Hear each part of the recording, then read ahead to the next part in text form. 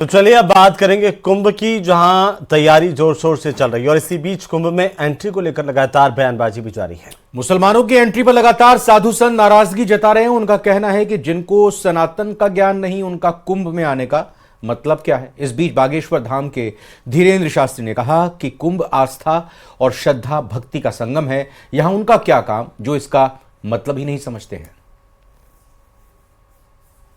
कुंभ में मुस्लिमों की एंट्री, सियासत भारी।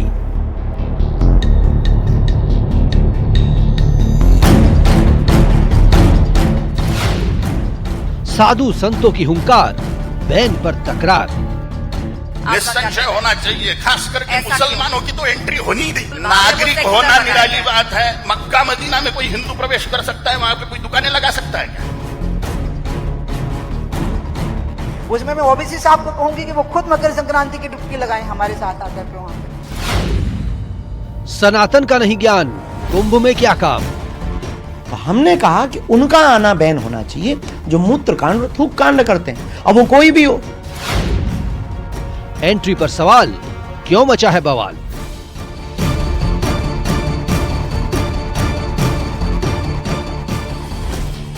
प्रयागराज में महाकुंभ शुरू होने को है। 14 जनवरी को पहला शाही स्नान है। कुंभ में मुसलमानों की एंट्री को लेकर लगातार बयानबाजी जारी है। साधु संत पहले ही ऐतराज जता चुके हैं। बागेश्वर धाम के धीरेन्द्र शास्त्री ने कहा कि जिन्हें सनातन का ज्ञान नहीं, उनका कुंभ में क्या काम है। कायदे में रहोगे तो फायदे में रहोगे। सबको आने का अधिकार है, लेकिन मर्यादा में, कायदे में रहोगे तो फायदे में रहोगे। आप मूत्र कांड नहीं करेंगे, आप थूक कांड नहीं करेंगे, आप केवल बिजनेस करने भर नहीं आएंगे, यहाँ की आस्था के प्रति भी अपनी निष्ठा रखेंगे। संगम की आस्था क्या है, कुंभ की आस्था क्या है, महाकुंभ की आस्था क्या है, संतों की महिमा क्या है, इसके बारे में अगर आपको नहीं पता तो आप आएंगे किस लिए, केवल बिजनेस करने? नो। धीरेन्द्र शास्त्री अकेले नहीं है जो मुसलमानों की एंट्री का विरोध कर रहे हैं। न्यूज 18 के खास कार्यक्रम मध्य प्रदेश राइजिंग में कालीचरण महाराज ने भी ऐतराज जताया। उधर उमा भारती ने AIMIM प्रमुख ओवैसी को कुंभ में स्नान की सलाह दे डाली। मुसलमानों की तो एंट्री होनी नहीं चाहिए। ऐसा क्यों? वो भी तो उस देश के नागरिक हैं। क्या चला रहे हैं? वो भी तो उस देश के नागरिक हैं।